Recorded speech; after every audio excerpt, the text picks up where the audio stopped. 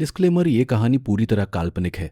इसमें वर्णित स्थान, घटनाएं और पात्र केवल कहानी के उद्देश्य से रचे गए हैं। इसका किसी वास्तविक घटना या फिल्म की कहानी से सीधा संबंध नहीं है। नमस्कार दोस्तों, मैं हूं चरण। आज की कहानी साधारण नहीं है। ये कहानी है एक ऐसे स्थान की जहां लोग दिन में जाने से नहीं डरते, लेकिन रात में वहां कोई रुकना नहीं चाहता। नाम है किष्किंधापुरी के खंडहर। अगर आप गूगल मैप खोलेंगे तो शायद आपको ये जगह न मिले, लेकिन दक्षिण भारत के कुछ पुराने गांवों में इस जगह का नाम धीरे से लिया जाता है। कहा जाता है जंगल के बीच एक पुराना मंदिर था। उसके आसपास एक छोटा नगर बसाया गया था। लेकिन एक रात पूरा नगर गायब हो गया। न कोई युद्ध, न कोई महामारी, बस सुबह तक वहां केवल खंडहर रह गए। और आज भी अगर कोई सूर्यास्त के बाद वहां रुक जाए तो वो सुबह तक वही इंसान नहीं रहता। आज की कहानी उसी जगह से जुड़ी है और शुरुआत होती है चार दोस्तों से जिन्होंने सोचा था कि ये सब सिर्फ अफवाह है। दोस्तों, आपने भी कभी ऐसा किया होगा। कोई डरावनी जगह सुनकर सोचा होगा, चलो देखते हैं सच में क्या है। अर्जुन, करण, विवेक और राहुल, ये चारों भी बिल्कुल यही सोचकर निकले थे। यूट्यूब के लिए ट्रैवल ब्लॉग बनाते थे। उनका प्लान था हॉन्टेड प्लेसेस ऑफ इंडिया नाम से एक सीरीज बनाना। और किसी ने उन्हें बताया, अगर असली जगह देखनी है तो किष्किंधापुरी जाओ। पहले तो उन्हें लगा ये कोई मजाक है, लेकिन जब उन्होंने आसपास के गांवों में पूछा तो लोगों का चेहरा बदल गया। एक बूढ़े आदमी ने सिर्फ इतना कहा, दिन में जाओ तो ठीक है, लेकिन सूर्यास्त से पहले लौट आना। अर्जुन हंस पड़ा। अगर रात में ही नहीं रुकेंगे तो वीडियो कौन देखेगा? बूढ़ा कुछ सेकंड चुप रहा, फिर बोला, वीडियो तो बन जाएगा बेटा, लेकिन शायद अपलोड करने वाला कोई और होगा। अगले दिन दोपहर में वे लोग उस जंगल की तरफ निकले। रास्ता सीधा नहीं था। पतली कच्ची सड़क, दोनों तरफ घने पेड़, और मोबाइल नेटवर्क धीरे धीरे गायब हो रहा था। करीब 2 घंटे बाद उन्हें पत्थर का टूटा हुआ दरवाजा दिखाई दिया। उस पर उभरा हुआ नाम था किष्किंधापुरी। दरवाजा आधा गिर चुका था। अंदर जाने वाला रास्ता बेलों से ढका हुआ था। विवेक ने कैमरा ऑन किया। दोस्तों, अगर आप ये वीडियो देख रहे हैं तो हम अभी भारत की सबसे कम जानी जाने वाली हॉन्टेड लोकेशन में प्रवेश करने वाले हैं। करण ने मजाक में कहा, अगर यहां भूत मिले तो थंबनेल मिल जाएगा। लेकिन जैसे ही वे अंदर गए, एक अजीब बात हुई। जंगल अचानक बहुत शांत हो गया। इतना शांत कि उनके कदमों की आवाज असामान्य रूप से तेज सुनाई देने लगी। अंदर लगभग आधा किलोमीटर चलने के बाद जंगल खुल गया और सामने पत्थरों का पूरा शहर था। टूटे घर, गिरे हुए स्तंभ, और बीच में एक बड़ा मंदिर। मंदिर की मूर्तियां टूट चुकी थी, लेकिन एक मूर्ति अभी भी खड़ी थी। एक विशाल वानर आकृति, जैसे किसी पुराने युद्ध का प्रहरी हो। राहुल ने धीमे से कहा, यह जगह छोड़कर लोग क्यों गए होंगे? अर्जुन ने कैमरा घुमाते हुए जवाब दिया, क्योंकि लोग कहानियां बना लेते हैं।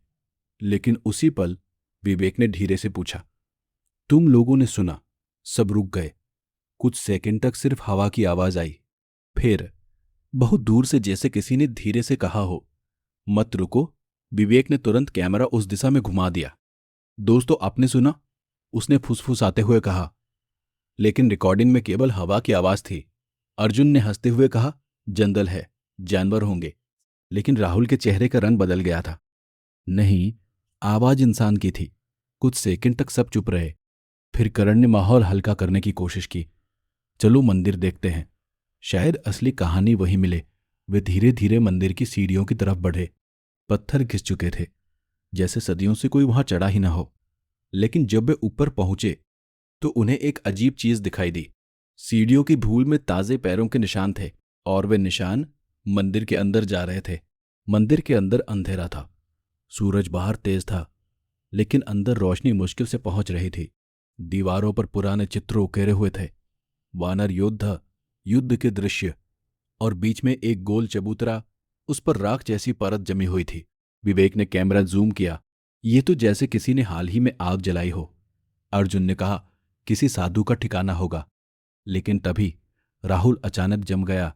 उसकी नजर मंदिर के पिछले हिस्से पर थी। उधर कोई खड़ा है। सबने पीछे देखा। अंधेरे में एक आकृति थी, पतली, स्थिर, और कुछ सेकंड बाद वह धीरे धीरे पीछे हट गई। जैसे उन्हें देखकर छुप गई हो। अर्जुन तुरंत उस दिशा में दौड़ा। रुको। लेकिन जब वो मंदिर के पीछे पहुंचा तो वहां कोई नहीं था, सिर्फ टूटी हुई दीवार और उसके पार घना जंगल। करण ने हांफते हुए कहा, यार यहां कोई और भी है। विवेक ने कैमरा नीचे किया। अगर कोई यहां रहता है तो वो हमें देख रहा है। राहुल ने धीरे से कहा, नहीं, वो हमें यहां नहीं चाहता। तभी हवा अचानक तेज चली। मंदिर के ऊपर लगे सूखे पत्ते हिलने लगे और फिर उसी आवाज ने दोबारा कहा, सूरज ढलने से पहले निकल जाओ। कुछ सेकंड तक कोई बोला नहीं। आप सोच रहे होंगे कि वे तुरंत वापस चले गए होंगे, लेकिन ऐसा नहीं हुआ। अर्जुन ने कैमरे की तरफ देखकर कहा, दोस्तों, अगर ये सच में हॉन्टेड है तो हमें रात तक रुकना चाहिए। राहुल ने तुरंत विरोध किया, यह जगह ठीक नहीं। लेकिन करण हंस पड़ा, भाई यही तो कंटेंट है। बहुत बहस के बाद उन्होंने फैसला किया, वे रात तक रुकेंगे। मंदिर के सामने ही सूरज अभी ढलने में 3 घंटे थे और उन्हें नहीं पता था कि असली डर अभी शुरू भी नहीं हुआ था। सूरज धीरे धीरे पेड़ों के पीछे छिपने लगा। जंगल का रंग बदलने लगा। हरी पत्तियां अब गहरे साए जैसी लग रही थी। पक्षियों की आवाजें बंद हो गईं और सन्नाटा धीरे धीरे भारी होने लगा। विवेक कैमरे में बोल रहा था, अगर ये वीडियो अपलोड हुआ तो आप लोग शायद पहली बार किष्किंधापुरी की रात देखेंगे। अचानक राहुल ने कहा, कितने बजे है? करण ने मोबाइल देखा। 5:30। राहुल ने माथा सिकोड़ लिया, नहीं, मैंने अभी देखा था, 5 ही थे। वे सब चुप हो गए। घड़ी फिर देखी गई, अब भी 5:30, लेकिन सूरज लगभग डूब चुका था। अर्जुन ने मजाक में कहा, शायद यहां टाइम जोन अलग है, लेकिन किसी को हंसी नहीं आई। जंगल अब पूरी तरह शांत था। तभी मंदिर के अंदर से पत्थर घिसने जैसी आवाज आई। सबने टॉर्च जलाई और धीरे धीरे मंदिर के अंदर झांका। चबूतरे पर जमी राख अब नहीं थी, वह हवा में उड़ रही थी, जैसे किसी ने उसे अभी अभी छुआ हो। और उस राख के बीच एक ताजा निशान उभरा, एक हथेली का निशान, और उसके बीच लिखा था, अब देर हो चुकी है। यह किसने किया? करण ने फुसफुसाकर पूछा। कोई जवाब नहीं था। चारों ने एक दूसरे की तरफ देखा। फिर अर्जुन ने धीरे से कहा, शायद हवा ने राख को हिलाया होगा। लेकिन उसके बोलते ही राहुल अचानक मुड़ा। विवेक कहाँ है? तीनों ने चारों तरफ देखा। विवेक अभी कुछ सेकंड पहले तक कैमरे के पीछे खड़ा था, लेकिन अब वहां नहीं था। न कैमरा, न बैग, न कदमों की आवाज, सिर्फ मंदिर का अंधेरा। अर्जुन ने जोर से पुकारा, विवेक। कोई जवाब नहीं। फिर दूर कहीं जंगल के अंदर से कैमरे की रिकॉर्डिंग लाइट झपकी। तीनों टॉर्च लेकर उस रोशनी की तरफ दौड़े। घास और सूखी डालियां पैरों के नीचे टूट रही थी। करीब 50 मीटर अंदर जाकर उन्हें कैमरा जमीन पर पड़ा मिला। लाल रिकॉर्डिंग लाइट अभी भी जल रही थी। अर्जुन ने कैमरा उठाया। स्क्रीन चालू थी, वीडियो रिकॉर्ड हो रहा था और उस वीडियो में विवेक भाग रहा था, सांस टूटती हुई, और वो बार बार पीछे मुड़कर देख रहा था। फिर अचानक स्क्रीन में कुछ दिखा। उसके पीछे अंधेरे में कई आकृतियां, जैसे लोग हों, लेकिन उनकी चाल इंसानों जैसी नहीं थी। और अगले ही पल वीडियो अचानक काला हो गया। अब डर सच में उनके चेहरे पर था। करण बोला, हमें यहां से निकलना चाहिए। अर्जुन ने सिर हिलाया। हां। अभी वे वापस रास्ते की तरफ भागे, लेकिन कुछ मिनट बाद राहुल अचानक रुक गया। हम उसी जगह वापस आ गए हैं। उनके सामने वही मंदिर खड़ा था, वही टूटी मूर्ति, वही चबूतरा, लेकिन वे तो विपरीत दिशा में भागे थे। करण ने हाफते हुए कहा, यह संभव नहीं है। तभी मंदिर के अंदर से धीमी हंसी सुनाई दी। तीनों धीरे धीरे मंदिर की ओर मुड़े। टॉर्च की रोशनी मूर्ति पर पड़ी और फिर राहुल की टॉर्च गिर गई, क्योंकि मूर्ति अब पहले जैसी नहीं थी। उसकी आंखें अब खाली नहीं थी, उनमें गहरी काली दरारें बन चुकी थी, जैसे भीतर कुछ हिल रहा हो। और मूर्ति के पैरों के पास नए पैरों के निशान थे, छोटे, बहुत छोटे, जैसे किसी बच्चे के, और वे निशान सीधे मंदिर के अंदर जा रहे थे। अचानक मंदिर के अंदर से एक आवाज आई, धीमी, कमजोर, अर्जुन। अर्जुन जम गया। वो विवेक की आवाज थी। करण ने उसका हाथ पकड़ लिया। मत जाओ। लेकिन आवाज फिर आई, इस बार थोड़ी तेज। अर्जुन, मैं यहां हूं। मंदिर के अंधेरे से राहुल ने धीरे से कहा, यह विवेक नहीं है। लेकिन अर्जुन धीरे धीरे सीढ़ियों की ओर बढ़ने लगा। अर्जुन धीरे धीरे मंदिर की सीढ़ियां चढ़ने लगा। करण और राहुल पीछे खड़े रह गए। मत जाओ, करण ने फिर कहा, लेकिन अर्जुन जैसे सुन ही नहीं रहा था। मंदिर के अंदर अंधेरा गहरा था। टॉर्च की रोशनी पत्थरों पर कांप रही थी। फिर आवाज फिर आई, अर्जुन जल्दी आओ। इस बार आवाज बिल्कुल साफ थी, विवेक की। अर्जुन चबूतरे तक पहुंचा। विवेक, उसने धीरे से कहा। कुछ सेकंड सन्नाटा रहा। फिर चबूतरे के पीछे से एक हाथ बाहर आया, मिट्टी से सना हुआ। लेकिन अजीब बात यह थी, उस हाथ की उंगलियां बहुत लंबी थी, मानव हाथ से कहीं ज्यादा। और फिर उस हाथ के पीछे से धीरे धीरे चेहरा बाहर आया। वो विवेक नहीं था। टॉर्च की रोशनी उस चेहरे पर पड़ी। त्वचा फटी हुई, आंखें पूरी तरह काली और होंठ जैसे कई जगह से सिल दिए गए हों।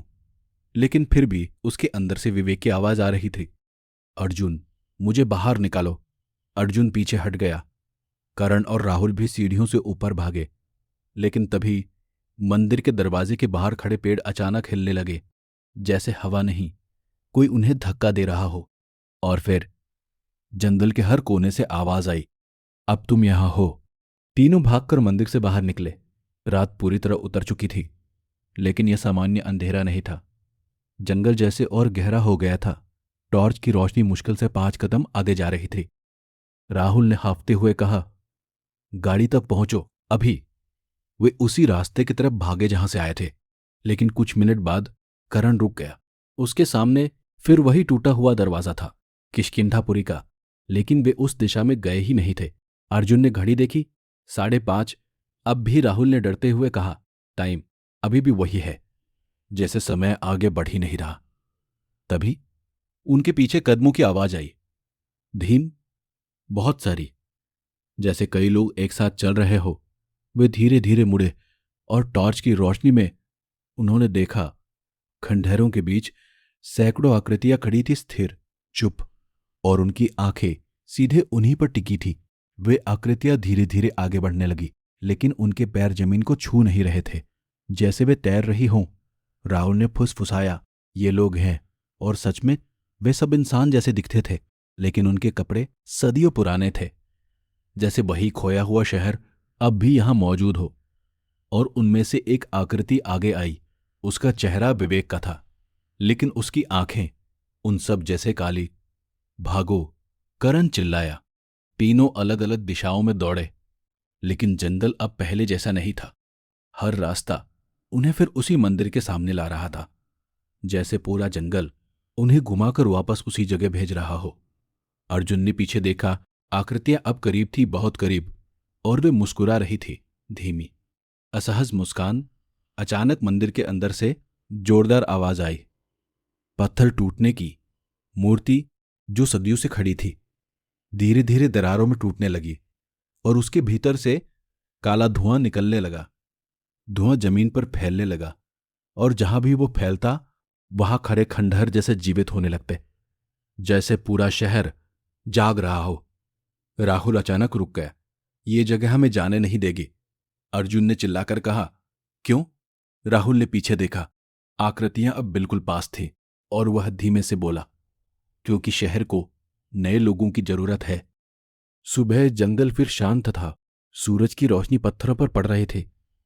किष्किंधापुरी फिर वही खंडहर था, जैसा सदियों से था, लेकिन मंदिर के सामने 4 नए पैरों के निशान थे, और धूल में 4 नाम लिखे थे, अर्जुन, करण, राहुल, विवेक, और उनके नीचे एक नई पंक्ति उभर, अब यह शहर फिर कभी खाली नहीं होगा। दोस्तों, कभी कभी इतिहास खत्म नहीं होता, वह बस इंतजार करता है। किष्किंधापुरी जैसे स्थान सिर्फ खंडहर नहीं होते, वे स्मृतियां संभालते हैं, और कभी कभी नए लोग भी। अगर आप कभी किसी जंगल में ऐसा शहर देखें जो नक्शों में नहीं है, तो सिर्फ एक बात याद रखना, सूरज ढलने से पहले निकल जाना, क्योंकि कुछ शहर लोगों को बसने नहीं देते, वे उन्हें हमेशा के लिए रोक लेते हैं। मैं हूं चरण, और अगली कहानी तक अंधेरे को हल्के में मत लीजिए। शुभ रात्रि।